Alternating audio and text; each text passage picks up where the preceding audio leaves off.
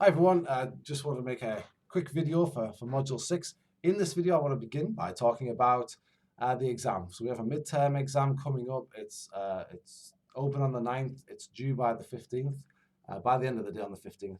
It has two parts. The first half, and it's worth 50%, and it is going to be questions like the ones you've seen on the quizzes, very like the ones you've seen on the quizzes. I definitely recommend if you want to study for that, you go and you look at all the answers to the quizzes, look at the answers you've given, look at what sort of scores you've gotten, trying to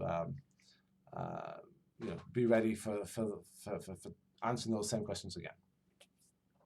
Second part of it, the other half of it's going to be an essay, and the essay is going to be the most stressful part of it. It is going to be stressful. It's designed to be a little bit stressful.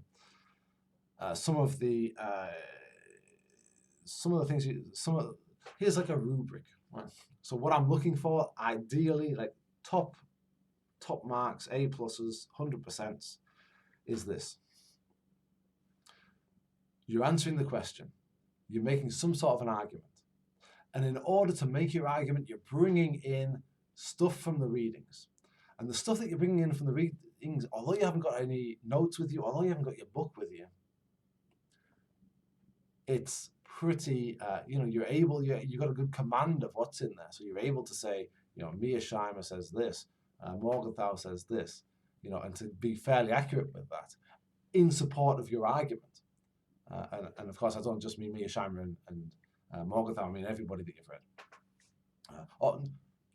Not everybody, right, because each question will require a different set of subset of readings, okay?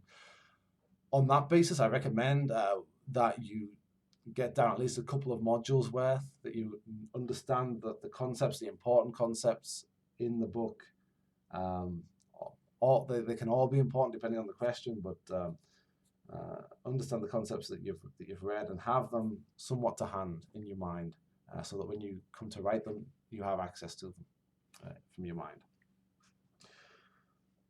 That's what you're aiming for. In terms of length requirements, there's no specific length requirement here.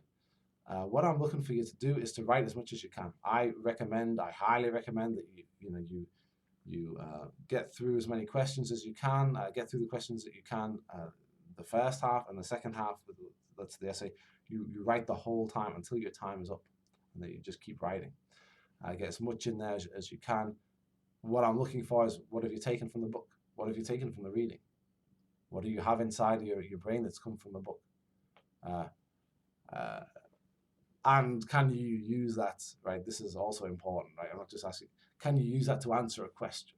Not just say, can you regurgitate everything that you remember from the book? But what can you marshal from the book to answer that particular question?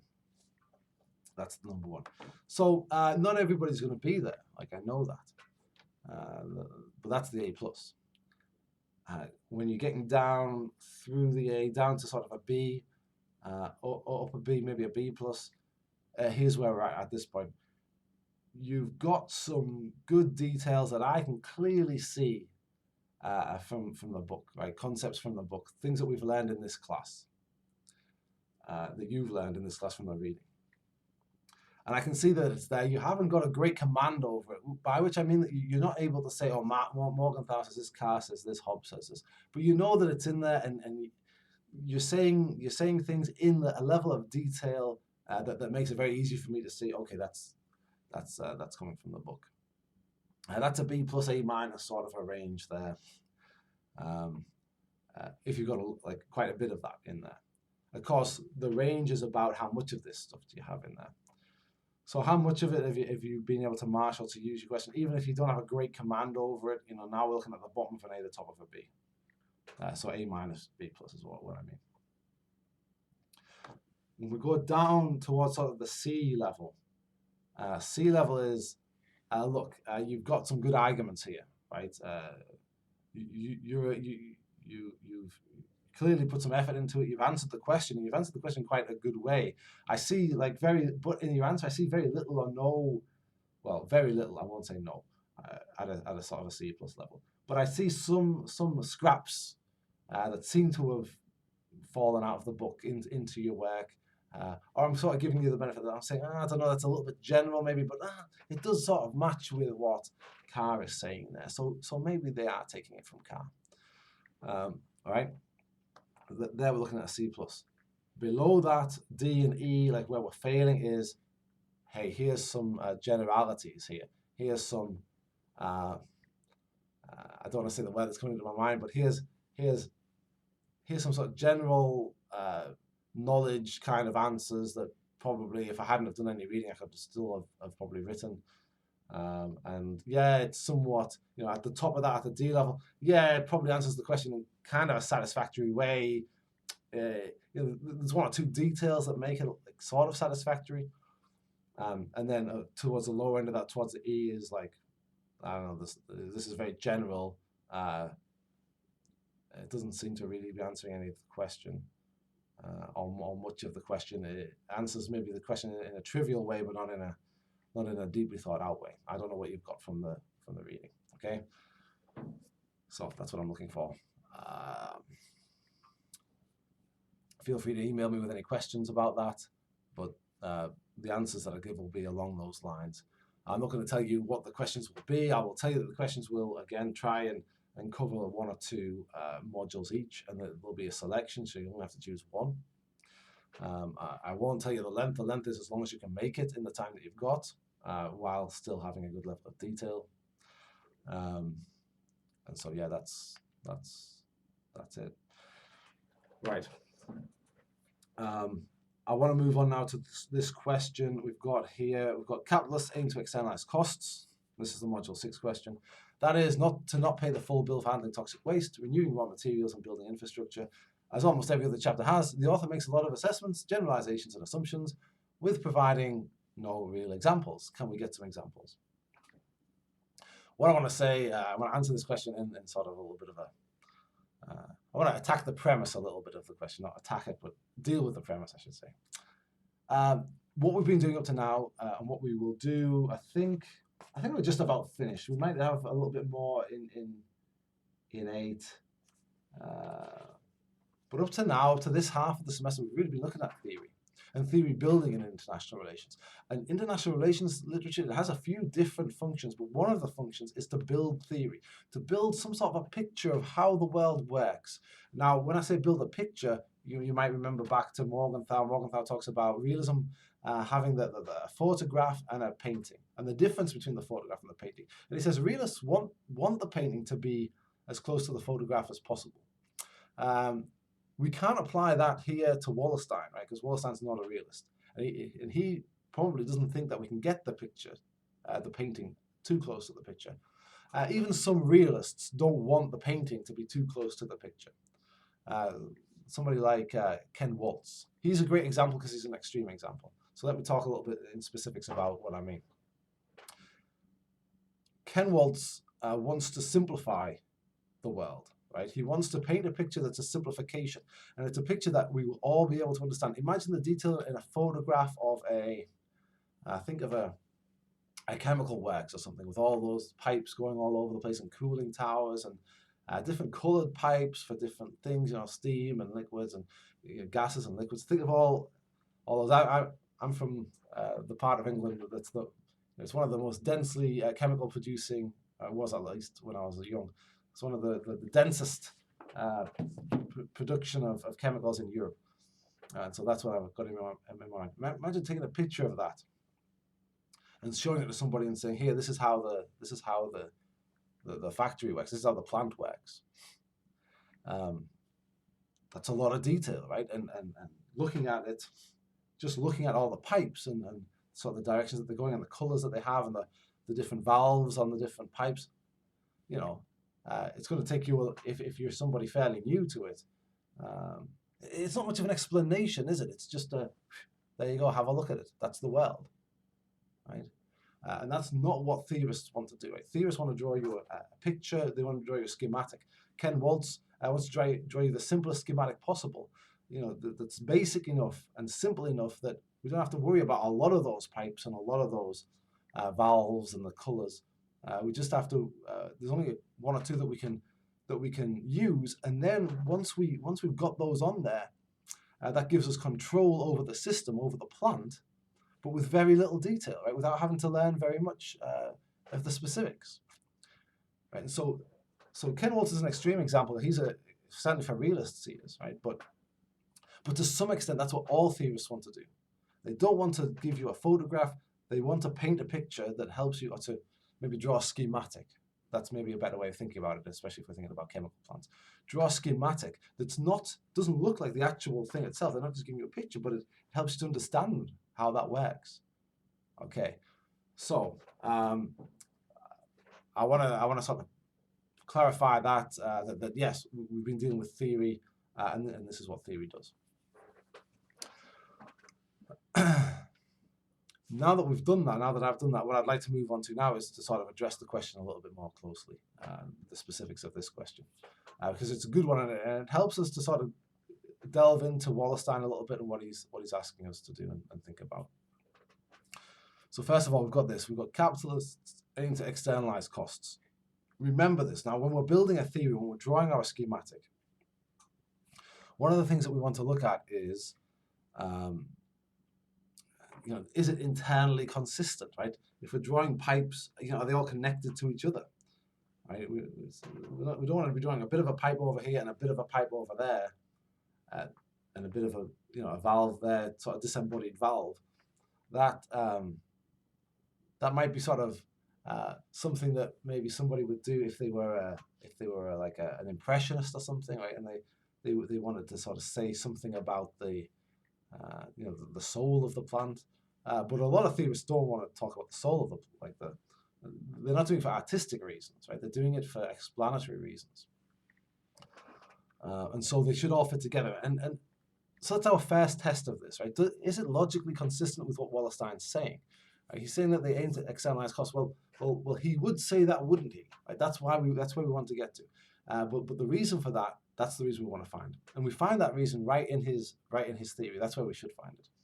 And so if we go back to the beginning, what do we find? We find, what does Wallerstein think capitalism is? Right? He thinks that capitalism is the endless accumulation of capital, right? And he thinks then that the way that people endlessly accumulate capital is by getting these leading products. These leading products, and a leading product is simply a product that you have a monopoly over and that you can charge whatever you want for it, almost whatever you want for it. And that those leading products have large profit margins. And it's through those products that you can accumulate large amounts of capital quickly. Okay. So it's about profit margin, right? What can you charge? And then what's the other half of the profit sort of equation is your costs, right? So we start to see that, look, this is logically consistent with his theory, right? He's building a theory, one that's internally consistent. Because they want to externalize costs. They don't want to pay the full cost. They want to pay a lower cost as possible because they're trying to endlessly accumulate large amounts of capital quickly. All right. Part of the reason why we're interested in this is it's almost an economic argument. It's on the economic side of things. If we compare it with the theories of liberalism and realism that we've already discussed, we see that they were interested in states mostly. Wallerstein's focused on economic systems, not states. But states do have a role to play, a side role. The role that they do play is that they, the hegemonic state, the most powerful state in the system, is able to guarantee peace and stability for these capitalists who are going to endlessly accumulate capital. It's hard. He says war's not good for business, right? War disrupts enterprise. It disrupts your business. You don't want war, you want peace, you want stability. So that's what the role of the big hegemonic state is. The big hegemonic state, and there's only been 3 of them for Wallerstein. And there's been 3. There's been the United Provinces, there's been the United Kingdom, and there's been the United States, all united. All right. There's been those 3. So that might be important. Okay. So there's been those 3. And what they do is they establish stability, right, by think of things like allowing oil to flow around the world. Think of what that takes. That takes defeating the pirates off the coast of Somalia, right? That's one of the things it takes. It takes probably securing areas of the world where oil exists, where they're taking oil out, making sure it's free from any groups of people, armed groups of people that might disrupt that business, right? So if you have one thing that monopoly needs, right, a monopoly for Wallerstein is these leading products, they're monopolies, right? Because if you have perfect competition, if you have a lot of people producing that drives the price down, but you need the price to be high. So you got this monopoly. And one thing that helps monopolies, because monopolies themselves, they're going to disintegrate. Eventually, other people are going to enter the market. So they're self-liquidating. That's what he says. So they're self-liquidating, so other people are going to enter the market. But states, large, powerful states, hegemons can kind of prevent that from happening too quickly. They can slow that process down. And they can do that through intellectual property, right, through copyright and those sorts of things, by preventing other countries and other companies sort of getting the technology to do those things, as well as creating stability so that we can conduct business quickly and efficiently, and get as much capital in before that monopoly liquidates itself. Right, and so I've gone a little bit broader there, but a little bit away from the question. I'm going to come back to it now. So again, accumulating capital, large amounts of capital. We want to keep costs down. We could test maybe through examples, right? Maybe through case studies. We could test this claim of Wallerstein, right? That capitalists like to externalize costs. But before we do that, what we should be asking, our first question is this internally consistent? Right? Does trying to externalize the costs and not pay them yourself, and trying to get as much as you can and not pay very much cost, does that fit in with the rest of what he's saying? And then it does, right? If you try to accumulate large amounts of capital, you don't want to be paying a lot of capital out in costs. The next thing we can sort of do is, like, does it pass the smell test? Like, does it make some sense to us, right? Does it make some sort of sense to us? And I think it does, at least to me. Can you think of any companies that, for example, it says renewing raw materials? Let's think of, I don't know, I think of forests probably when I think of that. Can you think of any companies that use wood that, planted the original forest, only used the trees from the thing that they planted, and then they replace 100% of the trees afterwards? I don't know. Maybe you can. Maybe you know that. Do all companies that use wood do that? And then do all, renewing raw materials can be kind of tricky, right? Because we could do wood and forest, we can plant trees. What about coal-based companies, right? Are they renewing raw materials? There's some costs that they're not paying. Right? They didn't pay to get the coal in the ground in the first place. Nobody really did, right?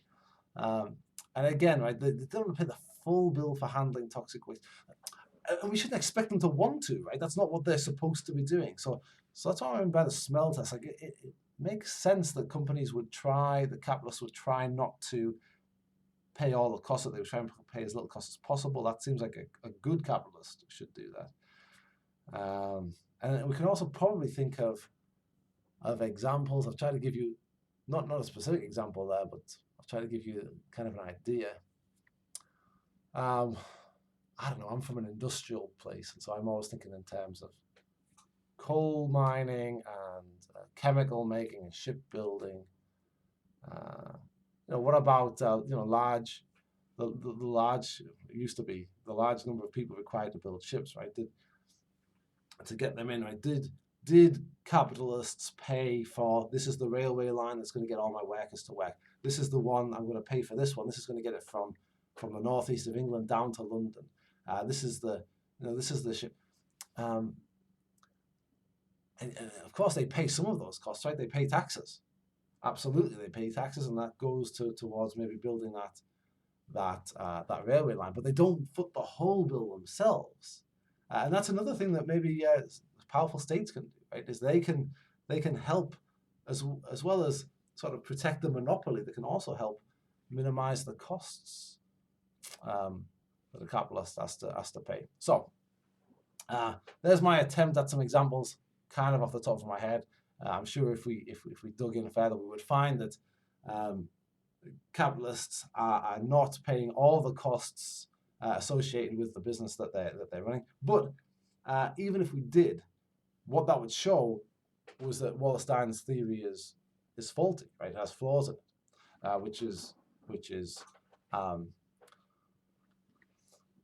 which doesn't destroy what we're doing here, right? Because what we should be doing is learning these different theories, understanding those different theories, not showing that each of those theories is the correct one, right? So if we know what Wallerstein says, if we know what Wendt says, right, about constructivism, if we know what Mearsheimer says, if we know what Morgenthau says about realism, I always forget about Norman Angell, right? If we have Norman Angell for liberalism, if we know what they're saying, if we know what that theory is, then that's the step that we're at right now. At some other time, right, we'll get to, well, we won't in this class, but at some of the time in some of the class, at some of the degree, then we get to testing these theories, right? Now that we know what these theories are, how do we go about testing them empirically? But for now, it's enough that we just understand the theories and understand how they're being built and who the different people with those theories are.